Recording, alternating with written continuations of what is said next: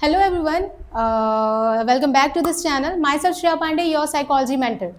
तो साइकोलॉजी एक नया सब्जेक्ट है आप सभी के लिए और आई नो कि कुछ अलग लगेगा और साइकोलॉजी लेने के पहले तो आप लोग psychology Leo. First of all you should be proud of your self, क्योंकि हम साइकोलॉजी का डेफिनेशन अगर पढ़ेंगे ना तो हमें लगेगा कि यार हम सबसे अलग है थोड़ा, क्योंकि it is a scientific study of human behaviour and mental process. Human behaviour और मेंटल प्रोसेस के बारे में ना हम साइंटिफिक स्टडी करते हैं। तो कोई अगर आर्ट्स बोलेगा तो पहले बोलना it's a science. Okay, so let's discuss our syllabus.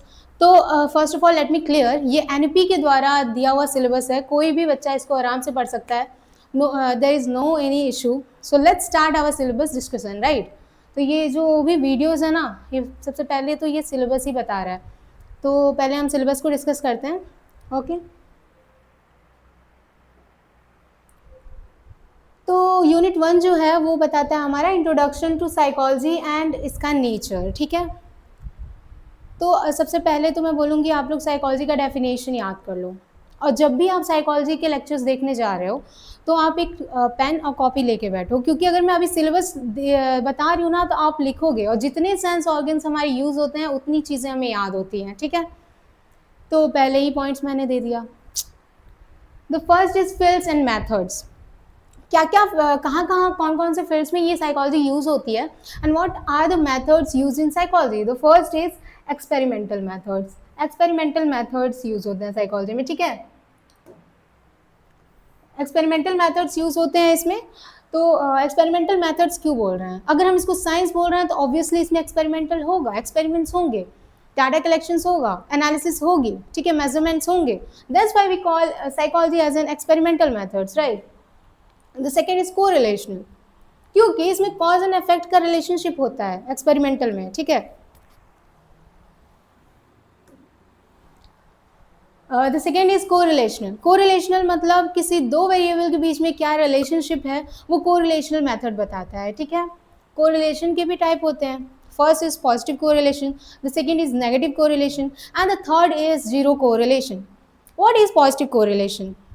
Positive correlation में ये होता है कि जब एक वेरिएबल इंक्रीज होता है दूसरा वेरिएबल ऑटोमेटिकली इंक्रीज होता है। ठीक है, जैसे कि आप का performance, let's take an example कि आप बहुत मेहनत कर रहे हो, आपके स्टडी आवर्स को आप इंक्रीज कर रहे हो तो आपके परफॉर्मेंस, आपके रिजल्ट्स अच्छे आएंगे, आपके परफॉर्मेंस इंक्रीज होगा।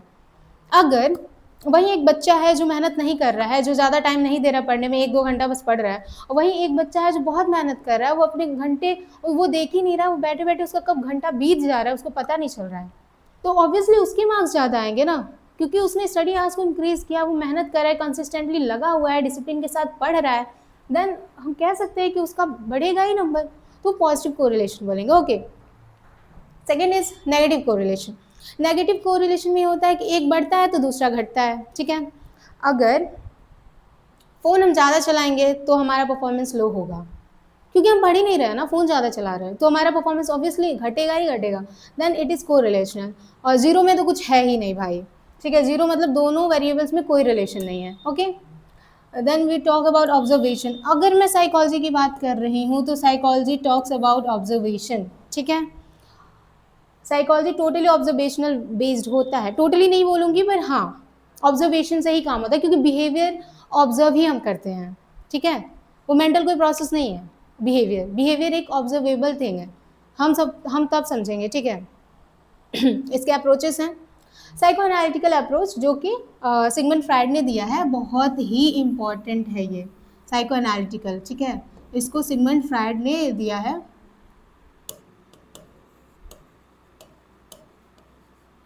बहुत बड़े रिसर्चर इनको माना जाता है। ठीक है, हम अगर इनके बारे में पढ़ेंगे ना तो लगेगा ये बहुत अलग रिसर्चर हैं, क्योंकि शायद we don't even know about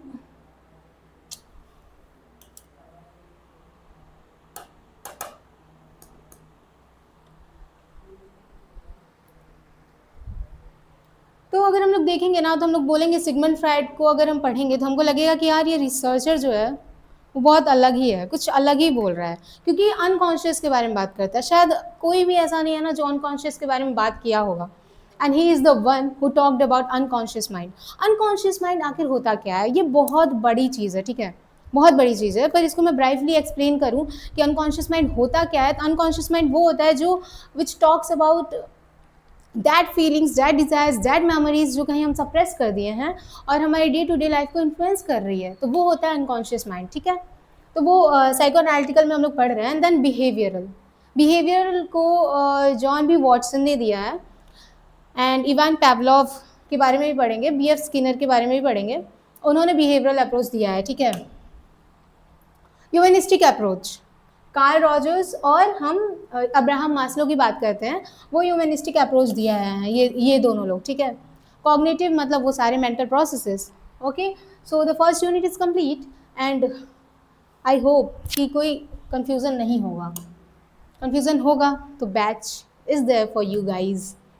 The second unit is attention and perception. Attention and perception.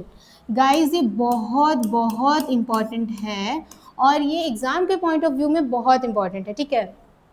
तो इसके पहले नेचर्स एंड टाइप्स पढ़ेंगे, ठीक है। और इसका नेचर क्या है, अटेंशन होता क्या है। जब हम एक जगह पे पूरा फोकस देते हैं ना, तो वो अटेंशन होता है। अगर छोटे टर्म्स में मैं अगर आपको बताऊँ तो किताबी नहीं, एक प्रॉपर वे में कि अटेंशन क्या होता है। अगर कोई पूछे तो व्हाट यू विल से कि when we focus on one thing that is attention, okay. What are the types, selective and sustained attention, ये दोनों टाइप्स हैं इसके, ठीक है। सेलेक्टिव मतलब कि अगर आप किसी कॉम्पिटिटिव एग्जाम्स की तैयारी कर रहे हो ना, अगर आप एक मतलब हो एस्पिरेंट, तो आपके अंदर होगा कि आई हैव टू क्रैक मतलब एग्ज़ाम मुझे क्रैक करना है, हमें गवर्नमेंट जॉब पानी ही पानी है, ठीक है। तो वो गोल है हमारा। अब उस गोल के बीच में कोई आए कोई जाए हमें मतलब नहीं है, कितने भी डिस्ट्रैक्शंस आए हमें मतलब नहीं है, वो सेलेक्टिव अटेंशन बताता है, ठीक है। सस्टेन्ड अटेंशन क्या होता है, जो कि हम सब कर रहे हैं, हम पढ़ा रहे हैं और आप लोग अभी तक लेक्चर देख रहे हो ना, दैट इज सस्टेन्ड अटेंशन, कि आप किसी एक चीज़ पे कितना देर तक अड़िग हो, रुके हुए हो, दैट इज सस्टेन्ड अटेंशन, ठीक है। उसके नेचर पढ़ेंगे and determinants. Now let's talk about perception. What is perception? What is sensation? बहुत इंपॉर्टेंट है। सेंसेशन और परसेप्शन के दोनों के डिफरेंस जानना बहुत ही ज़्यादा ज़रूरी है। So what is sensation? Sensation मतलब सेंसेशन से जान सकते हो आप लोग कि सेंस ऑर्गन के बारे में भी बात होगी, राइट। हिंट तो पता ही होगा ऑब्वियसली। तो सेंसेशन जो है वो जो भी इंफॉर्मेशन हमारे सेंस ऑर्गन्स हमें देते हैं ना, that comes under sensations. And what is perception? Perception करता है वो जितनी भी इंफॉर्मेशन सेंस ऑर्गन्स से हमें आते हैं, उनको मीनिंग और उनको प्रॉपर वे में इंटरप्रेट करना, वो है परसेप्शन का काम, ठीक है। नहीं समझ में आया होगा, लेट्स गिव एन एग्जाम्पल। अभी मैं एग्जाम्पल दे रही हूँ, आप लोग समझ जाओगे। Let's take an example, okay.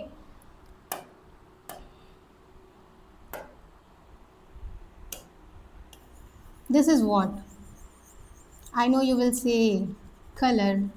बहुत लोग बोलेंगे रेड कलर, बहुत लोग बोलेंगे कलर है। सबसे दिमाग में पहले हमको लगता है कि रेड ही कलर आया होगा। The second is what is this, this is yellow colour. तो ये बताओ ये कलर है, ये कौन बता रहा है? ये सेंसेशन बताएगा। क्यों? हमारी सेंस ऑर्गन, हमारी आंखें ये पता कर रही हैं कि दोनों क्या हैं, कलर हैं।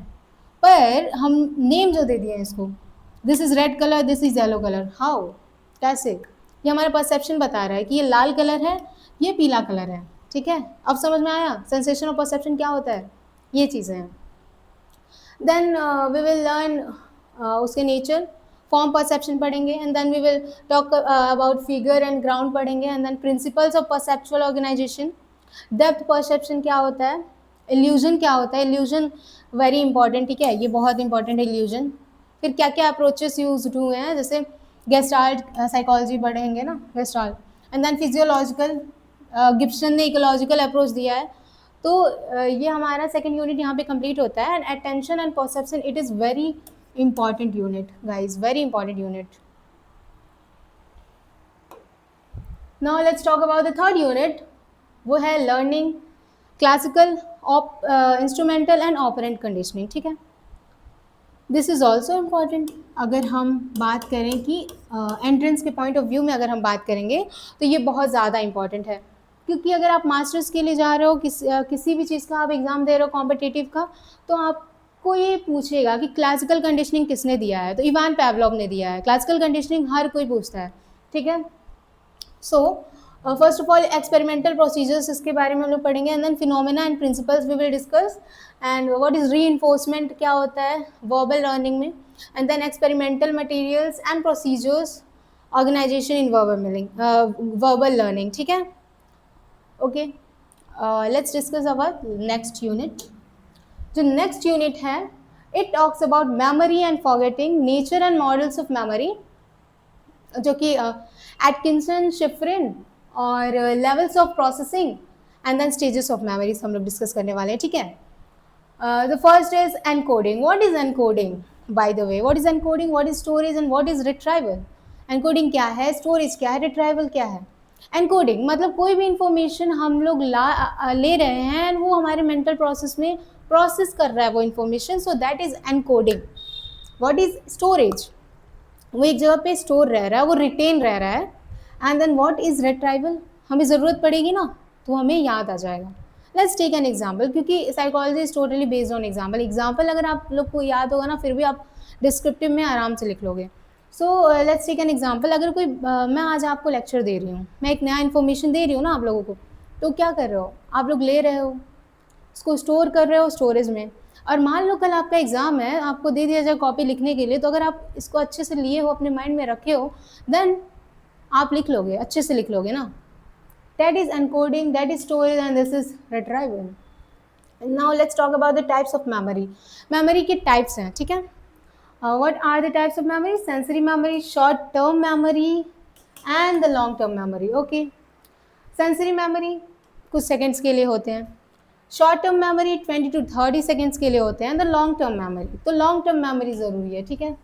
लॉन्ग टर्म मेमोरी क्यों हम बोल रहे हैं? बिकॉज वो कुछ ऐसी हैप्पीनेस, कोई ऐसी फीलिंग्स हो गई, लाइक हैप्पी फीलिंग और सैडनेस, कोई भी फीलिंग्स जो होती है ना, वो हमारे हार्ट को बहुत टच करती है, और वो जितने भी फीलिंग्स होते हैं वो लॉन्ग टर्म मेमोरीज में आता है। कोई ऐसी मेमोरी जो हिट कर गई हो आपको, whether it would be of anything, वो लॉन्ग टर्म मेमोरीज में आते हैं। Then working memories. Working memory का एग्जांपल ये देती हूँ कि 5+2 क्या होता है। अभी आप सोचे होगे 5+2 7, ठीक। तो ये वर्किंग हुआ ना मेमोरी, दिमाग लगा उसमें, तुरंत लगा।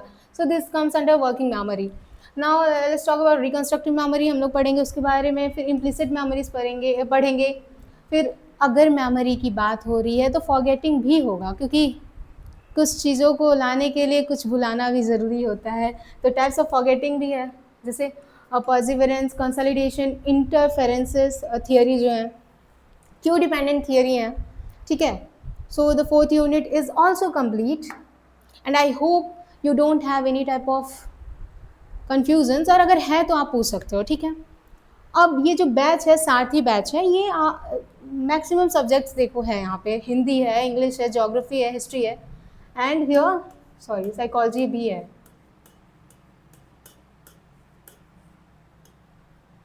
ठीक है।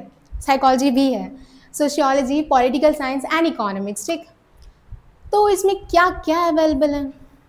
Theory questions, previous year questions भी देने की कोशिश हम लोग करेंगे। थियरी क्वेश्चंस हैं तो ऑब्वियसली प्रीवियस ईयर क्वेश्चन से ही मैक्सिमम चीज़ें सॉर्ट आउट हो जाती है।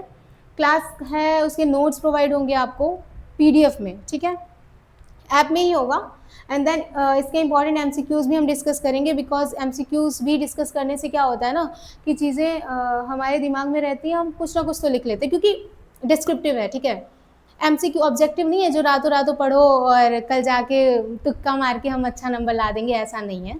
डिस्क्रिप्टिव है सर, हमें पढ़ना पड़ेगा, एक एक चीज़ पढ़ना पड़ेगा, एक एक चीज़ को कहाँ कब क्या पूछ देगा हमें नहीं पता है। बट डोंट फियर, सोचना नहीं है, बिकॉज श्रेया इज़ हियर, और हम इसको एकदम आसान वे में आप सभी को समझाने की कोशिश करेंगे, और ये बाइलिंगुअल में पूरा रहेगा, ठीक है। शॉर्ट नोट्स प्रोवाइड होगी, क्योंकि शॉर्ट नोट्स बहुत ज़रूरी है किसी चीज़ को याद करने के लिए, and personal mentorship is there. So तो ये लिमिटेड ऑफर है, और I hope you all enrol, ठीक है। कोशिश करना इसको लेने का, और बहुत सी चीज़ें, बहुत कुछ मिलने वाला है, क्योंकि डिस्क्रिप्टिव है ना, तो बहुत सी जगह पे नोट्स नहीं मिलते हैं, और आपको अगर बना बनाया मिल रहा है तो हमें लाभ लेना चाहिए, I think so. So I hope आप सभी को समझ में आया होगा, सिलेबस डिस्कस हो गई, and that's it for today. Thank you everyone.